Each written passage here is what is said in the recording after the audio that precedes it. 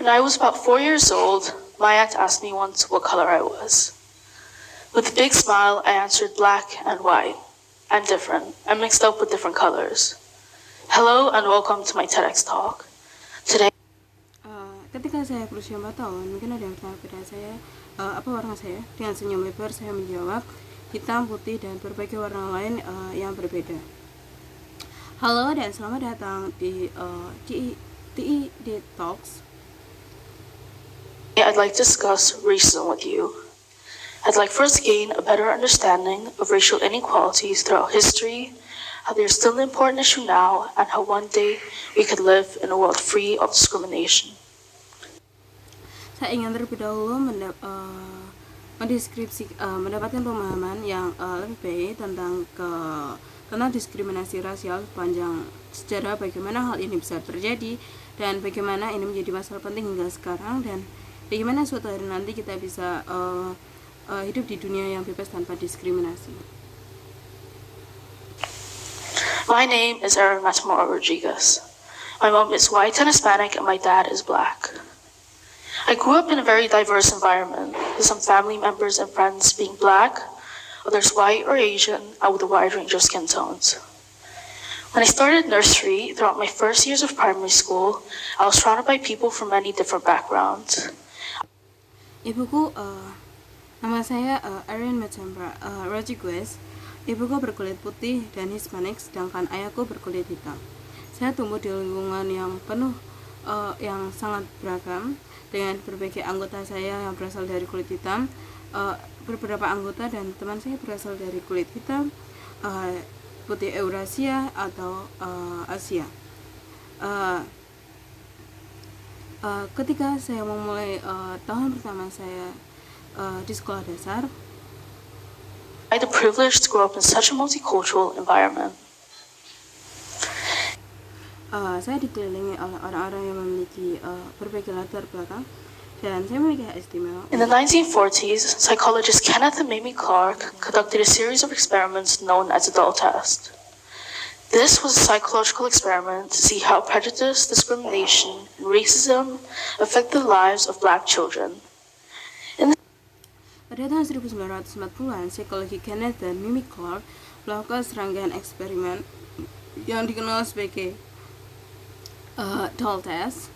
Ini adalah eksperimen psikologis untuk melihat bagaimana prasangka diskriminasi dan rasisme mengaruhi kehidupan anak-anak kulit hitam.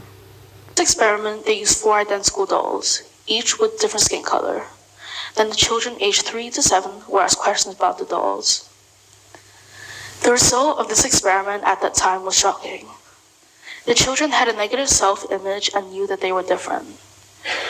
They had internalized the negative stereotype of the society and rejected the brown dolls.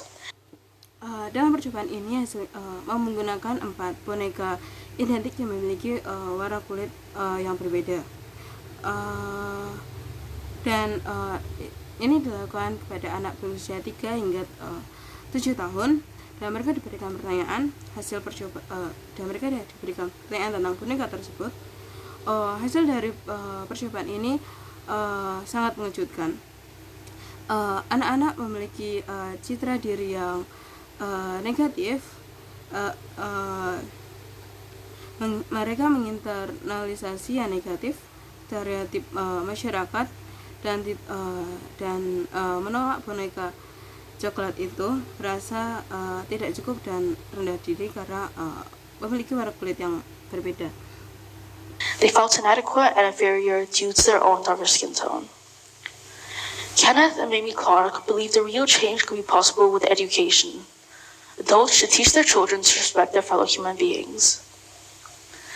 After the doll test, many different versions of this experiment were conducted. All of them were with similar results. The white doll was considered good and the black doll was considered bad.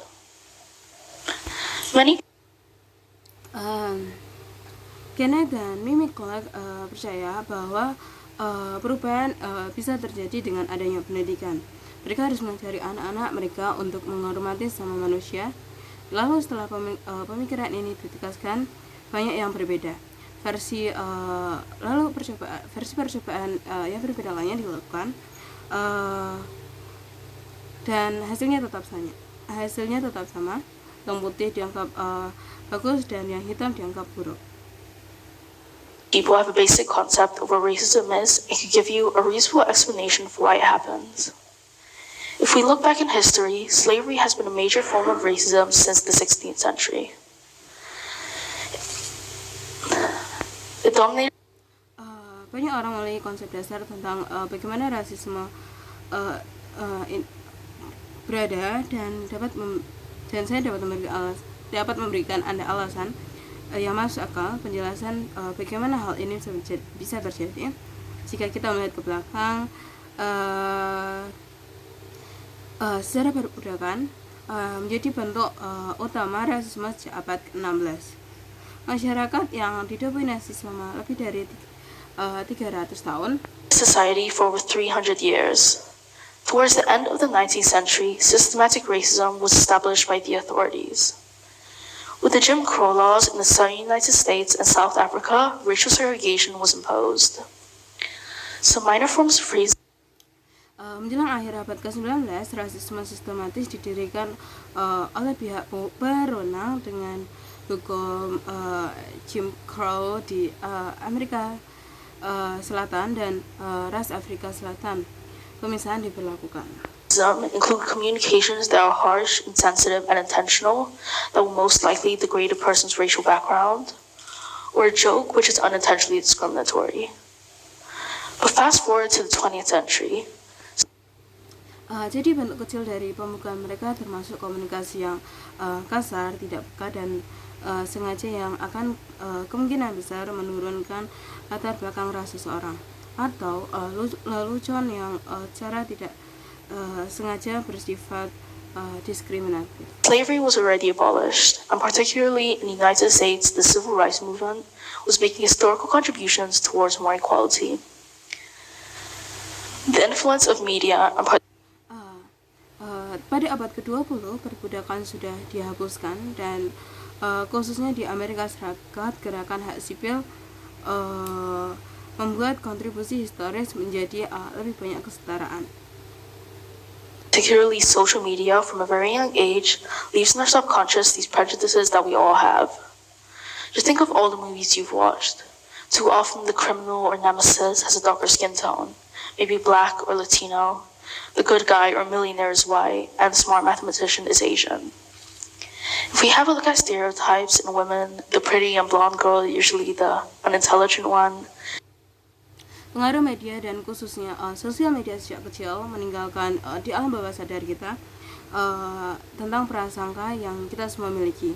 Anda memikirkan semua film yang Anda miliki terlalu sering menontonkan penjahat atau musuh memiliki warna kulit yang lebih gelap, atau mungkin hitam atau Latin, dan orang baik atau orang yang kaya berkulit putih dan pintar. Dan pintar matematikawan adalah orang Asia. Jika kita melihat stereotip wanita atau gadis cantik yang berambut pirang biasanya yang tidak cerdas dan yang lebih besar, atau karakter jelek biasanya dianggap menjadi yang lebih lucu. And the bigger or uglier character is usually considered to be the funny one. We are not aware that we are exposed to these prejudices every day. There are simplifications that we need to eliminate, and I am convinced we can get rid of them through our actions. How? Let me tell you. A lot of people seem to be interested in taking a DNA test to gain. Kita tidak sadar bahwa kita mengekspos ini setiap hari, prasangka ini setiap hari, dan ada penyederhanaan yang kita perlukan untuk menghilangkan, dan saya yakin kita bisa singkirkan mereka melalui tindakan kita. Mari saya tunjukkan bagaimana more information about their ancestry. This has been a recent trend on social media and the internet. The results seem to be consistent. Bagaimana banyak orang tampaknya tertarik mengambil tes DNA untuk mendapatkan lebih banyak informasi tentang nenek moyang mereka. Ini telah menjadi tren baru-baru ini di media sosial. A blend of countries, cultures, and continents represent everyone. That's exactly what we're composed of. If our blood is in a way multicultural, then why can't we just accept people for how they are? Even with major progress, racial inequality and racism still exist in many nations worldwide, affecting countless lives and Untuk menjadi perspektif yang konsisten dari negara-negara budaya dan benua mewakili semua orang. Itulah tepatnya yang kita pikirkan jika darah kita dengan cara multikultural ini. Bagaimana kita tidak bisa menerima orang apa adanya. Mereka bahkan dengan kemajuan besar rasial, ketimbangan dan rasisme masih ada di banyak negara di seluruh dunia. Human rights. Just look around you in your neighborhood or city. Have you ever seen someone crossing the street to get away from foreign-looking people? Or have you ever heard someone using derogatory language towards someone for maybe wearing some sort of religious clothing? Well, I have, and far too often. Banyak negara di seluruh dunia yang memengaruhi kehidupan dan hak asasi manusia yang tak terhitung jumlahnya. Lihat di sekitar Anda, di lingkungan Anda atau kota di tempat Anda yang pernah tinggal atau pernah Anda lewati. Pernahkah Anda melihat seseorang melintasi jalan untuk menjauh dari orang-orang yang tampak asing? Atau apakah Anda pernah mendengar seseorang menggunakan bahasa mainan yang salah terhadap seseorang? Untuk mungkin beberapa memakai semacam pakaian agama dan What can you do today? For example, show a keen interest in the background of your friends and classmates. Be curious and learn more about where they come from. Include different people in your games. Expand your circle of friends. Dan apa yang Anda lakukan setiap hari, misalnya untuk menunjukkan rasa dan kepercayaan di latar belakang Anda, teman atau teman sekelas Anda, jadi penasaran dan pelajari lebih lanjut tentang dari mana mereka berasal. Show kindness towards those who are different. Educate yourself on the history and culture of other places. But most importantly, we must get rid of discrimination in our world, and that only works if each and every one of us sertakan orang-orang yang berada di dalam game Anda, plus lingkaran pertemanan Anda, tunjukkan kebaikan kepada mereka yang berbeda. Didiklah diri Anda sendiri tentang sejarah dan budaya sampai budaya tempat lain. Tapi yang paling penting, kita harus menyingkirkan diskriminasi di dunia kita. Leads by example. I will make the everyday decision to accept others as they are, no matter their skin color, religion, language, or any other aspect. Dan itu hanya berasal jika masing-masing dari kita memimpin dengan memberi contoh. Saya tidak akan membuat keputusan setiap hari untuk menerima orang lain sebagai saya tidak masalah dengan warna kulit, agama, bahasa, atau aspek lainnya. It is up to you to change for a better future. Let us fight against false and harmful prejudices. Terserah Anda mau berubah untuk masa depan yang lebih baik. Mari kita melawan prasangka palsu dan berbahaya. Even the future free of racial inequalities, and we all must take a step towards it. And as Rosa Parks said, Saya percaya di masa depan bebas dari ras, ketidaksetaraan, dan kita semua harus mengambil langkah ke atas. There's only one race, the human race. Thank you. Dan seperti yang dikatakan Rosa Parks, saya percaya hanya ada satu ras di ras manusia. Terima kasih.